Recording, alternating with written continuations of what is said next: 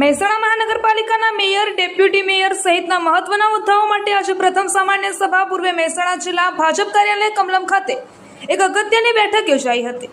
આ બેઠકમાં આજે ભાજપ દ્વારા મહાનગરપાલિકાના હોદ્દેદારોના નામોની સત્તાવાર જાહેરાત કરવામાં આવી હતી, જેમાં મહેસાણા મહાનગરપાલિકાના સર્વપ્રથમ મેયર તરીકે સોનલબેન ઊંઝાના નામ ઉપર મહોર મારવામાં આવી હતી। આ ઉપરાંત ડેપ્યુટી મેયર તરીકે રમેશભાઈ રાજપૂત, સ્ટેન્ડિંગ કમિટીના ચેરમેન તરીકે દીપક પટેલ, શાસક પક્ષના નેતા તરીકે વિશાલ ઠાકોર અને દંડક તરીકે અનિલ દેસાઈના નામની જાહેરાત પક્ષ કાર્યાલય ખાતેથી કરવામાં આવી હતી।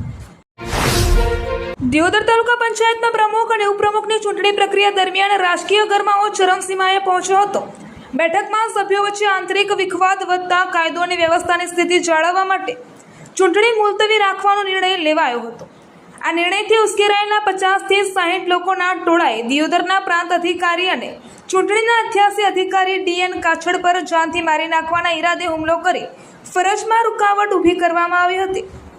આ મામલે પોલીસે 10 નામજોગ શખ્સો સહિતના ટોળા સામે ગુનો નોંધી તપાસ હાથ ધરી હતી।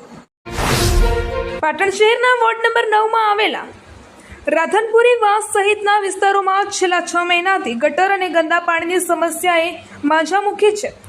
પીવાના પાણીમાં ગટરનું દૂષિત પાણી મિશ્રિત થઈને આવતું હોવાથી સ્થાનિક રહીશોના આરોગ્ય સામે મોટો ખતરો ઊભો થયો છે। નગરપાલિકાના વોટર વર્કર્સ અને ભૂગર્ભ શાખામાં વારંવાર રજૂઆતો કરવા છતાં કોઈ નક્કર કામગીરી કરવામાં ન આવતા સ્થાનિકોમાં તંત્ર વિરુદ્ધ ભારે રોષ જોવા મળી રહ્યો છે।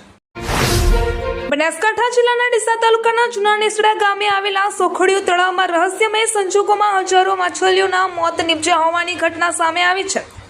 સવારે જ્યારે સ્થાનિક ગ્રામજનો તળાવ નજીકથી પસાર થઈ રહ્યા હતા ત્યારે પાણીની સપાટી પર મોટી સંખ્યામાં મૃત માછલીઓ તરતી જોવા મળી હતી। આ ઉપરાંત તળાવના કિનારા પર મૃત માછલીઓના મોટા ઢગલા એકઠા થયેલા જોવા મળતા સમગ્ર ગામમાં ચિંતાનો માહોલ સર્જાયો છે। ઊંઝા ગંજ બજારમાં જીરું સહિતના મસાલાની સિઝન હવે પૂર્ણતાના આરે છે। હાલમાં ગંજ બજારમાં દૈનિક જીરાની આશરે 12,000 બોરીની આવક નોંધાઈ રહી છે। જીરાના સરેરાશ ભાવ પ્રતિમણ રૂપિયા 3,600 થી 4,000 જોવા મળી રહ્યા છે, જ્યારે સુપર ક્વોલિટીના માલના ભાવ રૂપિયા 3,900 થી 4,000 સુધી પહોંચ્યા છે। જીરા ઉપરાંત ઊંઝા ગંજ બજારમાં દૈનિક 4,000 બોરી વરિયાળીની પણ આવક થઈ રહી છે।